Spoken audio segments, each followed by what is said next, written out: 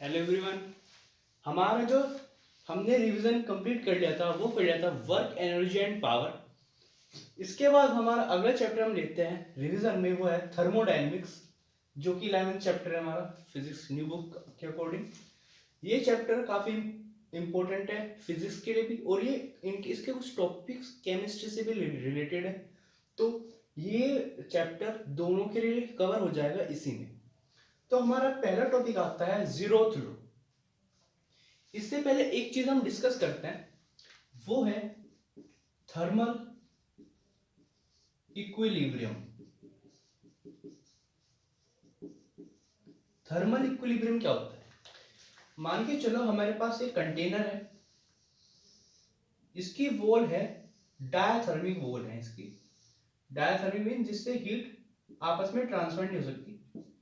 ये इसके बीच में एक सिंपल एडियाबैटिक वॉल है जिसमें से इस हीट ट्रांसफर हो सकती है दोनों साइड में।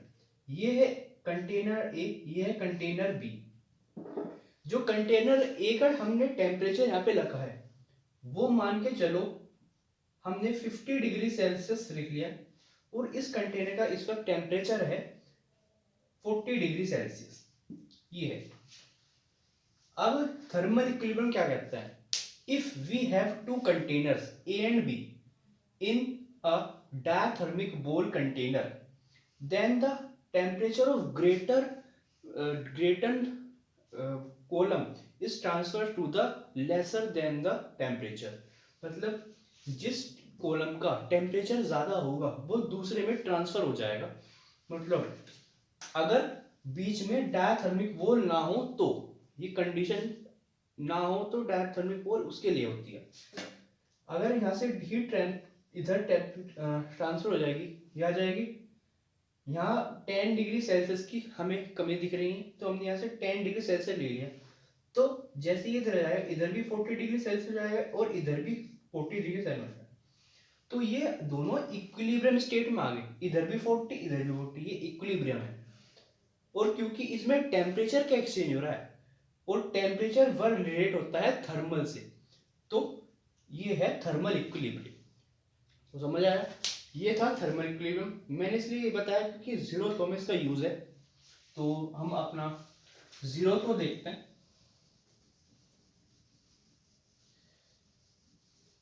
जीरोथ लॉ क्या कहता है? If we have a diathermic wall container having 3 blocks A, B and C of different temperatures, then they are in thermal equilibrium।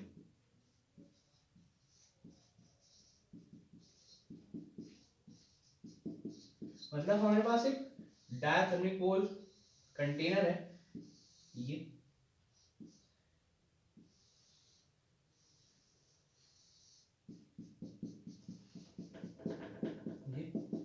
यहाँ पे हमने 3 इसके सेपरेशन कर दिए, एक तो ये कर दिया एक ये कर दिया। ये ए है, ये बी है और ये सी है। अब जो ए है वो सी से कनेक्टेड है वाया इस वॉल, और जो इसके इनके बीच में ये भी वॉल डायथर्मिक वॉल है। ठीक है, हमें बताना है, ये दिखाना है कि जो सी है वो ए के, वो जो सी है वो ए के इक्वल और बी के इक्वल है। हमें ए और बी को इक्वल दिखाना है, जीरोथ लॉ ये कहता है। अगर हमारे पास 3 कंटेनर है और सबके अलग अलग टेम्परेचर है, अगर किसी एक कंटेनर के बीच किन्हीं किन्हीं 2 कंटेनर के बीच अगर डायथर्मिक वॉल ना हो, और अगर उनमें से हीट का सेपरेशन हो सकता है, मतलब ये थर्मल इक्विलिब्रियम में अगर है, तो जो उनके जो जिसमें डायथर्मिक वॉल है तो वो दोनों भी आपस में इक्वल होंगे। मान के चलो इसका टेम्परेचर अभी है 100 डिग्री सेल्सियस, इसका है 50 डिग्री सेल्सियस। ठीक है, ये डायथर्मिक वॉल नहीं है तो इसका हीट इधर ट्रांसफर हो जाएगा, यहाँ पे जैसे हीट ट्रांसफर हो जाएगा तो ये यहाँ से हीट ट्रांसफर हो जाएगा, तो ये हम मान लेते हैं 0 डिग्री सेल्सियस है, 0 डिग्री सेल्सियस। जब हीट इधर ट्रांसफर हुई, इधर भी 50 हो जाएगा और यहाँ पे 50 होना, ए और सी इक्विलिब्रियम में आ गए। अब इधर भी, इधर हम मान लेते हैं इसका टेम्परेचर 50 डिग्री और इस केस में हम मान लेते हैं इसका टेम्परेचर 25 डिग्री। जब इधर टेम्परेचर, इधर भी 25, इधर भी 25, ये भी इक्विलिब्रियम। ए सी जो है वो इक्विलिब्रियम में है, बी और सी इक्विलिब्रियम में, तो ए और बी भी तो इक्वल होंगे, तो ये कहता है 0। ये है इसका स्टेटमेंट और ये है इसका डायग्राम, आप इसे नोट कर लीजिए। फिर हम अपना अगला टॉपिक देखते हैं जो कि है internal energy of an ideal gas. हमारा अगला टॉपिक आता है इंटरनल एनर्जी। इंटरनल क्या एनर्जी क्या होती है? The sum of kinetic change in kinetic energy plus change in potential energy is called internal energy. The sum of change in kinetic and potential energy is called internal energy। Internal energy को हम delta U से denote करते हैं और ये किसके equal है? The sum of change in kinetic energy plus change in potential energy. ये इंटरनल एनर्जी का फॉर्मूला होता है, ठीक है। तो ये इंटरनल एनर्जी होगी। अब हम बात करते हैं internal energy of ideal gas.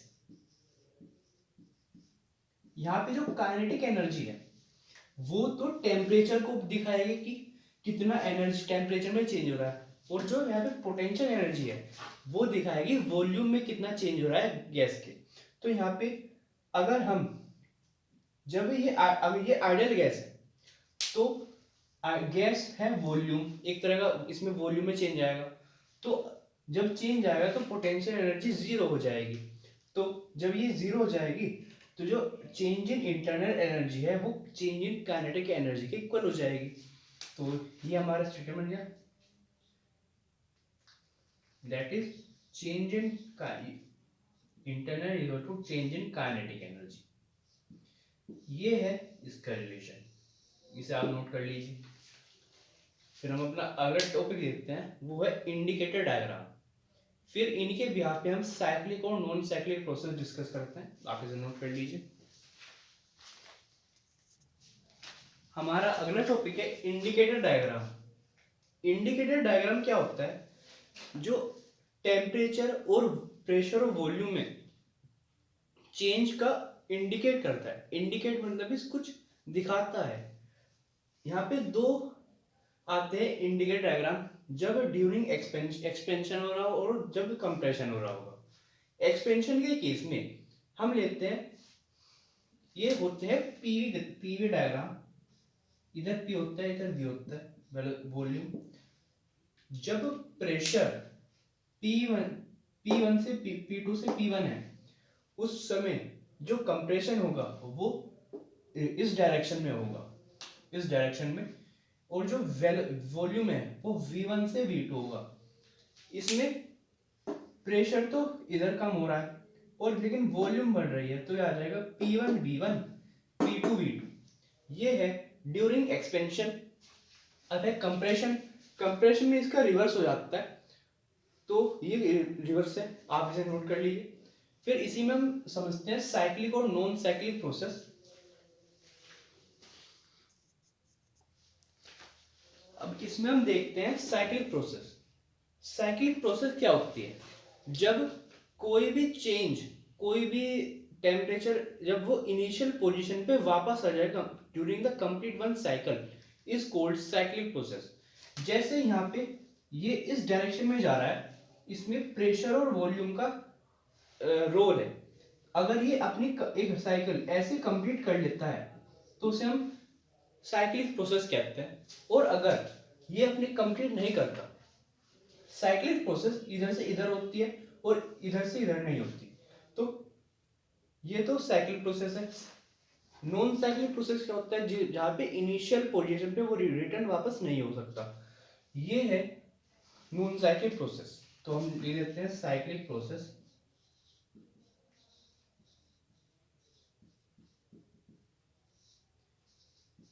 When the pressure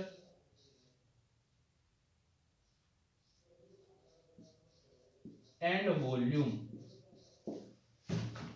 comes to its initial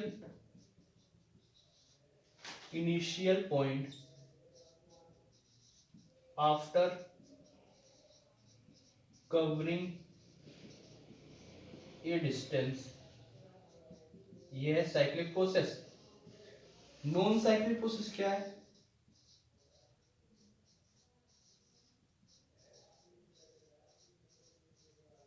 non cyclic process उसमें क्या है, जो प्रेशर और वॉल्यूम है वो रिटर्न नहीं हो सकते इसके इनिशियल में, नॉट रिटर्न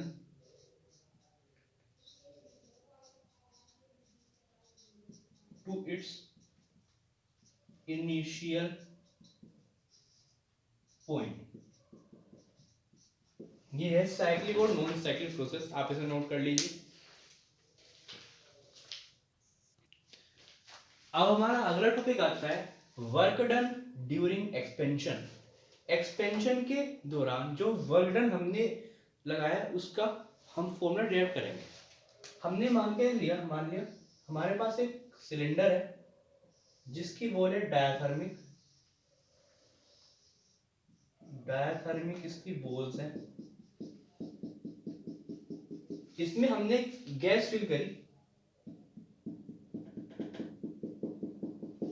इसमें एक फ्रिक्शनल लेस मूवेबल पिस्टन है, ठीक है, ये पिस्टन है, ये हम इस गैस को कंप्रेस कर रहे हैं। जो गैस का जो वो प्रेशर है वो हमने पी रेट कर लिया, जो इसका कंटेनर का जो एरिया है वो ए है, और ये है diathermic wall.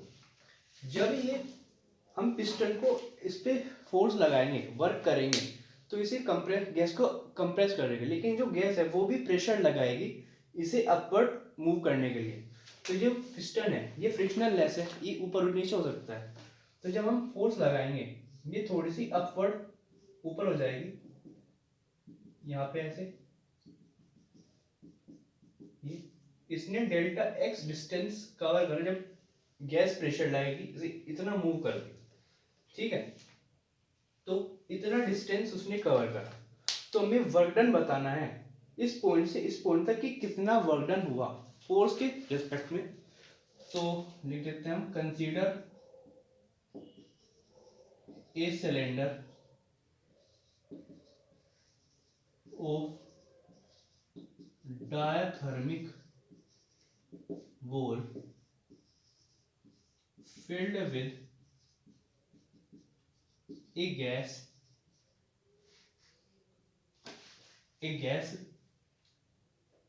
and area of cylinder BA. Now let T be the pressure of gas. यहाँ पे ले लेते हैं, a piston is fitted frictionless movable, वो फ्रिक्शनल है वो मूव कर सकती है। हमने लेट कर लिया, जो प्रेशर है गैस का हमने पी मान लिया। हमें पता है प्रेशर होता है फोर्स अपॉन एरिया। यहाँ से हम फोर्स की वैल्यू निकालने हो जाएगा प्रेशर इनटू एरिया, ये इसे हम इक्वेशन नंबर 1 लेट कर देते हैं। अब हम निकालेंगे, जब गैस इस पे प्रेशर लगाएगी तो इसे हमें कुछ वर्क करना पड़ेगा गैस के अगेंस्ट। जब वो प्रेशर लगा रही है तो उसने distance of change in small distance cover कर रहा है, तो हमें स्मॉल डिस्टेंस के रेस्पेक्ट में हमें वर्क डन कैलकुलेट करना है। तो वर्क डन W आ जाएगा फोर्स इनटू डिस्प्लेसमेंट क्या है, delta x, change in x. ठीक है, अब फ्रॉम इक्वेशन फर्स्ट हम यहाँ पे small work done find out कर रहे हैं, तो हम इसे लिख सकते हैं d W is equals to F into d x. ये आ जाएगा, तो ये आ जाएगा डी डब्ल्यू, एफ की हम वैल्यू फर्स्ट इक्वेशन से पी इंटू ए पुट करते हैं, डी एक्स, ये रहता है फ्रॉम फर्स्ट। ठीक है, अब हमें इस गैस की कुछ वॉल्यूम होगी, let V be volume of gas. जब वॉल्यूम V1 है, हमें यहाँ पे वर्क डन कैलकुलेट करना है, V value volume V1 to V2, work done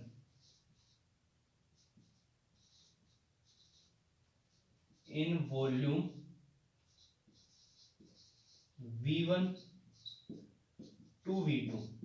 तो हम इक्वेशन नंबर 2 को इंटीग्रेट कर देंगे, तो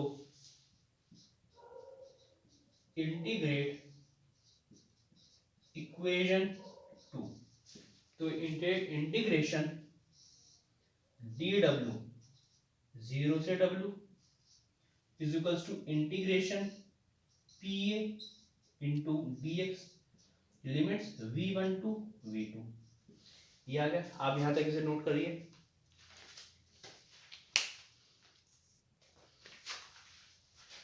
अब जो ये हम इसमें क्या करेंगे, जो A इंटू डी एक्स है, ये वॉल्यूम के इक्वल है। वॉल्यूम होता है एरिया इंटू डिस्प्लेसमेंट, तो ये आ जाएगा V, हम इसे V लिख सकते हैं।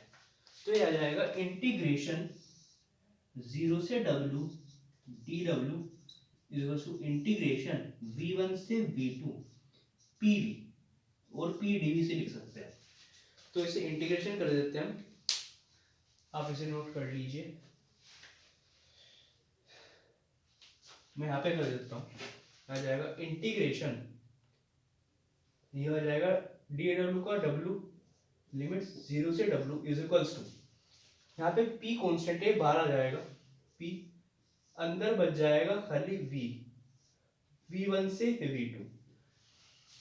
अब upper limit minus lower limit आ जाएगा W minus 0 equals to P V2 minus V1, ये आ जाएगा W, और ये क्या है, change in volume P delta V, मतलब जो वर्क डन है वो P डेल्टा V के इक्वल होता है। तो जैसे जो हमने इंटरनल एनर्जी का फॉर्मूला डेराइव करा था, delta U is equals to delta K plus P change in P, हम यहाँ पे वर्क डन को, ये जो P है इसे ये भी लिख सकते हैं। ठीक है, तो ये था वर्क डन ड्यूरिंग एक्सपेंशन, आप इसे नोट कर लीजिए।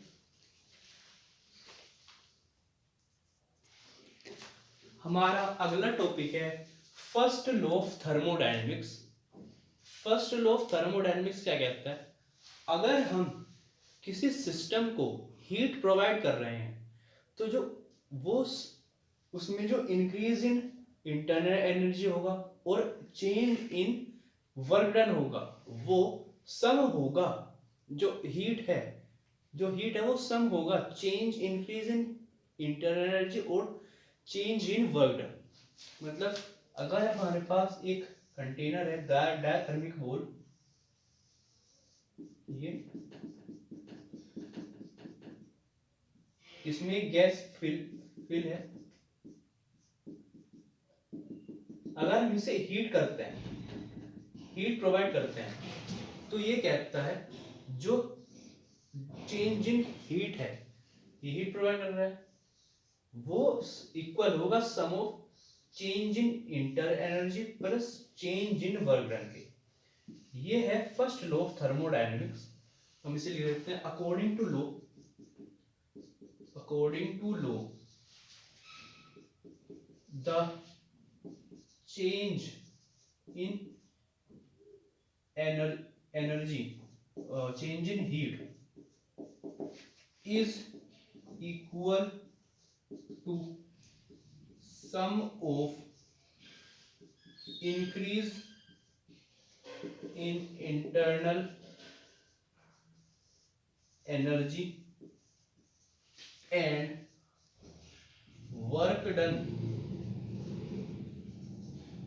change in work done by system। ये है फर्स्ट लॉ ऑफ थर्मोडायनेमिक्स, इसे आप नोट कर लीजिए। फिर हम देखते हैं molar specific heat at constant pressure and molar specific heat at constant volume, जिसे हम सीपी कहते हैं। हमारा अगला टॉपिक आता है, वो आता है molar specific heat at constant pressure. Molar specific heat क्या होती है? The amount, it is defined as the amount of heat required to raise the temperature of 1 mole to a 1 degree Celsius at a constant pressure. मतलब हमारे पास कोई भी एक 1 mole of substance है, हमने उसे हीट करा, उसका टेम्परेचर 1 डिग्री सेल्सियस तक पहुंचाने के लिए कब एट कांस्टेंट प्रेशर पे, तो उसे हम कहते हैं molar specific heat at constant pressure. उसे हम डिनोट करते हैं सीपी से। तो लिखते हैं amount of heat required to raise temperature of 1 mole of substance to 1 degree Celsius at constant pressure। ये है molar specific eight constant pressure. It is denoted by CP, CP से डिनोट करते हैं। सेकेंड है molar specific heat at constant volume पे।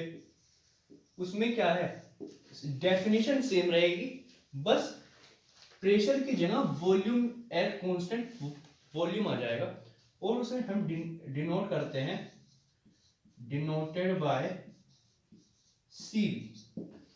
ये है। इसके बाद हमारा टॉपिक रह जाता है, वो है मेयर्स फॉर्मूला और सीपी सीवी रिलेशन। वो हम देखते हैं।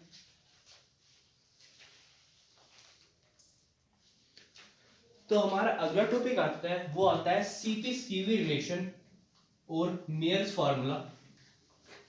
वो हम डिस्कस करते हैं।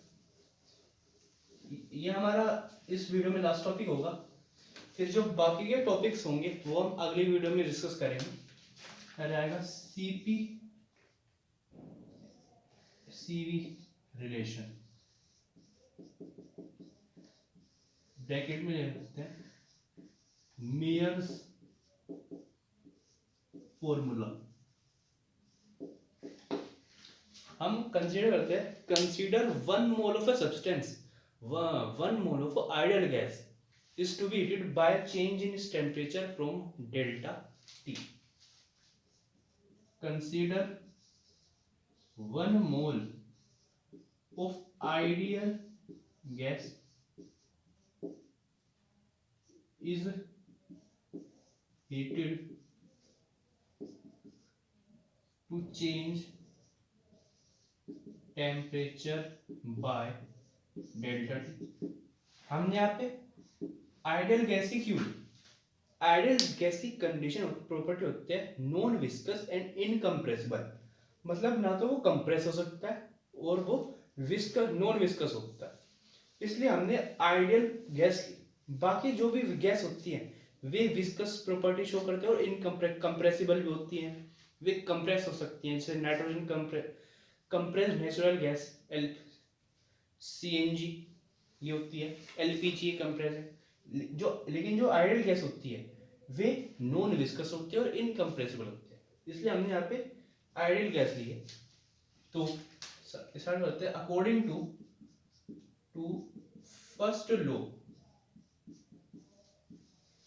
ऑफ थर्मोडायनेमिक्स, ये होती है delta Q is equals to delta U plus delta W. Now since delta W is equals to P delta V होता है, so therefore delta Q is equals to delta U plus P delta V। इसे हमने equation number 1 मान लिया।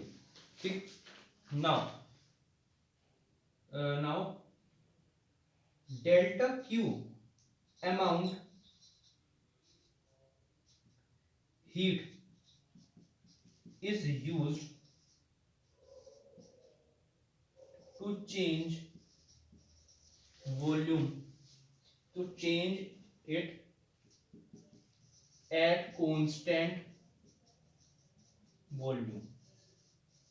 हम delta Q amount heat हमने use करी उसका चेंज करने के लिए कांस्टेंट वॉल्यूम को। कांस्टेंट वॉल्यूम होता है सीवी, लेकिन हम यहाँ पे सबसे पहले करते हैं by definition of specific heat.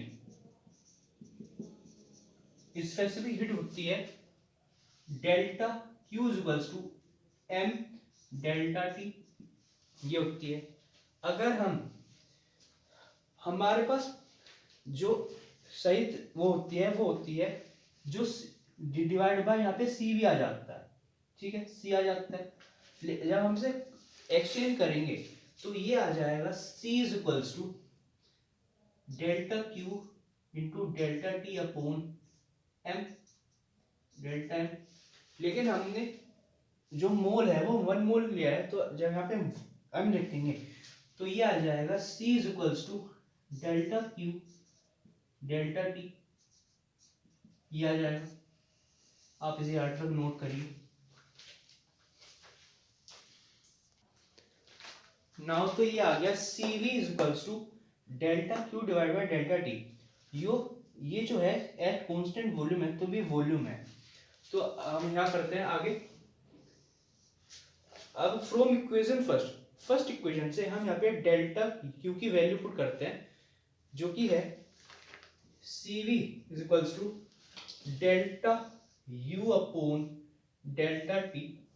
ये, और अगर हम ये कांस्टेंट वॉल्यूम पे है, मतलब जो चेंज इन एट, हम यहाँ पे लिखते हैं so therefore since delta V is equals to 0, मतलब चेंज इन जो वॉल्यूम है वो 0 होगा जब कांस्टेंट है। और यहाँ पे अगर हम इस फॉर्मूले में v को डेल्टा v को 0 पर, तो ये नया खत्म हो जाएगा, तो ये प्लस 0। यहाँ लिख देते हैं from first and delta v is equals to 0, हमने ब्रैकेट में लिख दिया। तो हमारे पास cv की वैल्यू आ गई, cv की वैल्यू आ गई delta u upon delta T. ये हमारी सेकेंड इक्वेशन है। ठीक है, अब हम निकालते हैं cp एट कांस्टेंट प्रेशर। ये लाइन लिखनी है, delta Q amount of heat is used to raise the temperature change in it at constant pressure. ये लाइन लिखनी है। फिर हम लिखते हैं cp is equals to delta Q upon delta T. यहाँ पे सेम आ जाएगा delta u upon delta T plus के p delta v upon delta T, ये आ जाएगा। ठीक है, ये हमारी सेकेंड इक्वेशन आ गई। हम क्या करते हैं, ये थर्ड इक्वेशन आई, सॉरी थर्ड इक्वेशन में से सेकेंड को हम सब्ट्रैक्ट कर देते हैं। तो नाउ सब्ट्रैक्ट इक्वेशन 2/3, क्या जाएगा Cp minus Cv is equals to delta U upon delta T plus के P delta V upon delta T minus के delta U upon delta T. ये यहाँ से कैंसिल हो जाएगा, ये बाकी का मैं यहाँ पे लिख रहा हूँ। यहाँ पे क्या जाएगा Cp minus Cv is equals to P delta V upon delta T. ठीक है, यहाँ तक हो गया। अब हम इसे इक्वेशन कैपिटल ए मान लेते हैं। ठीक है, अब हम यहाँ पे करते हैं by ideal gas equation PV is equals to nRT होता है। ठीक है, हम यहाँ से P की वैल्यू निकालते हैं, हो जाएगा N/V RT। जो n/v होता है वो होता है c, p is equals to या CRT हो जाएगा। ठीक है, हम इसे इस इक्वेशन में पुट कर देते हैं, पुट इन या, लेकिन हमने जो n/v होता है वो m के इक्वल ही होता है, ये c हो जाएगा, लेकिन जो c है वो है m के भी इक्वल, लेकिन हमने मोल हम 1 मोल लेके चल रहे हैं, तो यहाँ पे हम n को 1 मान लेते हैं, तो हम इसे v से डिवाइड नहीं करते, ये आ जाएगा v equals to v RT के इक्वल आ जाएगा, since n is equals to 1। ठीक है, नाउ टेकिंग पार्शियल डिफरेंशिएशन, हमने यहाँ पे पार्शियल डिफरेंशिएशन करा, partial differentiation p delta v divided by delta t is equals to RT divided by, ये आ जाएगा p डेल्टा t, यहाँ से जब ये डेल्टा t से डेल्टा t कैंसिल हो जाएगा और t से t आ जाएगा, और जो ये RT R है ये p delta v upon delta t के इक्वल आ जाएगा, और जो ये वैल्यू है ये Cp Cv के वैल्यू है, तो so therefore Cp minus Cv is equals to R, ये हमारा फाइनल रिलेशन आता है Cp minus Cv is equals to R। आप इसे नोट कर लीजिए, ये यहाँ से स्टार्ट है, फिर यहाँ पे आ गया, फिर यहाँ पे और लास्ट यहाँ पे। ठीक है, तो काफी इंपॉर्टेंट है एग्जाम में, केमिस्ट्री के लिए भी और फिजिक्स के लिए भी। केमिस्ट्री में हम सेम कर सकते हैं, बस थोड़े से चेंजेस करने होते हैं, बाकी सब सेम रहता है। ठीक है, तो आप इसे नोट कर लीजिए। जो इस वीडियो में हम यह तक रखते हैं, जो बाकी के हमारे टॉपिक्स बचते हैं वो हम नेक्स्ट वीडियो में डिस्कस करते हैं। ठीक है, सो थैंक यू एवरीवन।